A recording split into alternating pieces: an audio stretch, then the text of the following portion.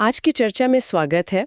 हमारे पास देवी कुष्मांडा पर कुछ बहुत ही दिलचस्प जानकारी है। हाँ। ये नवरात्रि के चौथे दिन पूजी जाती हैं और कहते हैं कि ये ब्रह्मांड की रचयिता है। बिल्कुल। तो हमारे पास जो स्रोत हैं उनमें उनकी उत्पत्ति, उनका वो अनोखा सा नाम, रूप और आध्यात्मिक महत्व काफी कुछ है। जी। तो चलिए इस ज्ञान के सागर में गोता लगाते हैं। हाँ, बिल्कुल।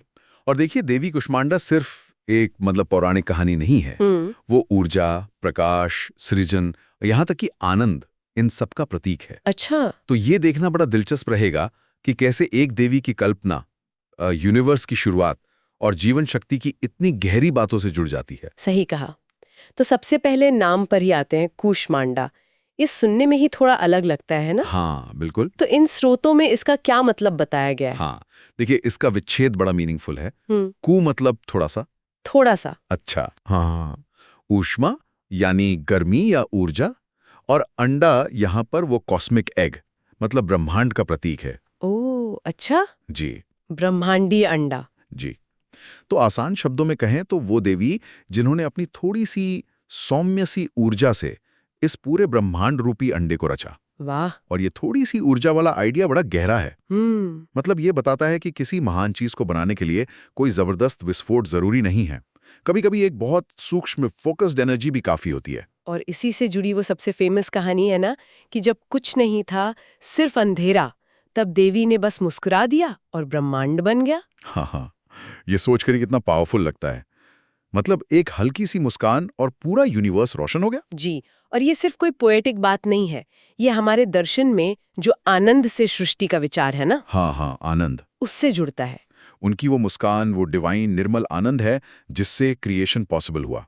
और ये अंधेरे पर रोशनी की, निराशा पर उम्मीद की जीत भी दिखाता है। उन्हें अक्सर सूर्य के अंदर रहने वाली शक्ति भी मानते हैं। ओह, सूर्य के अंदर। हाँ, जो सारी ऊर्जा का स्रोत है।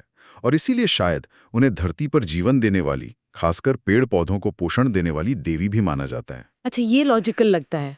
अब उनके रूप की बात करें तो उन्हें शेर या बाघ पर बैठे हुए दिखाते हैं। हाँ, इसका क्या सिंबोलिज्म है? देखिए, शेर या बाघ जो है वो शक्ति, साहस, निडरता का प्रतीक है। हम्म। देवी का उस पर बैठना ये दिखाता है कि क्रिएशन के प्रोसेस में या जीवन में कुछ भी नया शुरू करने के लिए डर को जीतना बहुत जरूरी है। सही बात है। मतलब सृजन की शक्ति को संभालने के लिए वो निडरता चाहिए ही चाहिए। और उनकी 8 भुजाएं हैं, अष्टभुजा कहते हैं इसीलिए। जी, अष्टभुजा देवी। और इन हाथों में बहुत सारी चीजें होती हैं, चक्र, गदा, धनुष, बाण। ये सब क्या है? क्या सिर्फ प्रतीक है या इनका कोई गहरा मतलब भी है? नहीं नहीं, हर चीज का अपना मतलब है और गहरा मतलब है। जैसे चक्र और गदा को लें तो वो संहार और व्यवस्था की शक्ति दिखाते हैं। अच्छा। धनुष बाण है तो वो लक्ष्य साधना, फोकस दिखाता है। कमल का फूल है, वो पवित्रता, डिटैचमेंट का प्रतीक है। हम्म। जपमाला आध्यात्मिकता और ध्यान के लिए है। फिर अमृत कलश है जो जीवन और अमरता देता है। हम्म। और कमंडलू वो त्याग और सृष्टि को धारण करने की क्षमता दिखाता है। अरे वाह, मतलब कितनी सारी क्वालिटीज एक साथ। हाँ, ये सब मिलकर उनका वो पूरा रूप दिखाते हैं। सर्वशक्तिमान, सर्वज्ञाता, सर्वव्यापी। वो संहार भी कर सकती हैं, पालन भी करती हैं और वरदान भी देती हैं। और हाँ, एक बात और, इस दिन का रंग हरा बताया जाता है। इसका क्या कनेक्शन है? जी, हरा रंग तो सीधा सीधा जुड़ा है प्रकृति से, उर्वरता से, ग्रोथ से, जीवन से। अच्छा, हरियाली। हाँ, बिल्कुल। ये देवी के उसी रूप को दिखाता है जिसकी हमने बात की थी कि वो पोषण करता है। धरती पर जो भी हरियाली है, पेड़ पौधे हैं, वो उन्हीं की ऊर्जा का फल माने जाते हैं। और ये रंग शायद हार्ट चक्र से भी जुड़ा है। बिल्कुल सही पकड़ा आपने। हरा रंग हृदय चक्र यानी अनाहत चक्र से भी जुड़ा है। आपने अनाहत चक्र का जिक्र किया। देवी कुष्मांडा और इस चक्र का क्या खास कनेक्शन है? हाँ, तो स्पिरिचुअल लेवल पर माना जाता है कि देवी कुष्मांडा अनाहत चक्र को कंट्रोल करती हैं। ये चक्र हमारे दिल के पास होता है और ये प्रेम, करुणा, सहानुभूति, इमोशनल बैलेंस, इन सब का सेंटर है। अच्छा। अब सोचिए, यूनिवर्स की क्रिएटर का कनेक्शन हार्ट चक्र से क्यों? हाँ, ये इंटरेस्टिंग है। क्योंकि क्रिएशन सिर्फ पावर से नहीं होता, वो प्रेम और करुणा से भी होता है। होना चाहिए।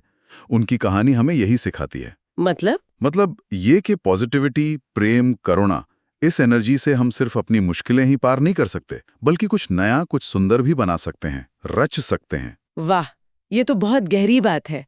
तो भक्त उनसे फिर क्या मांगते हैं मुख्यतः? क्या आशीर्वाद मिलता है? ज्यादातर लोग स्वास्थ्य, लंबी आयु, बल और समृद्धि के लिए उनकी पूजा करते हैं। अच्छा, हेल्थ और वेल्थ। हाँ, माना जाता है कि उनकी कृपा हो तो रोग शोक दूर होते हैं, जीवन में स्टेबिलिटी आती है। और एक और बात, उनकी पूजा से व्यक्ति की जो अपनी क्रिएटिव एनर्जी है ना, वो भी जागती है।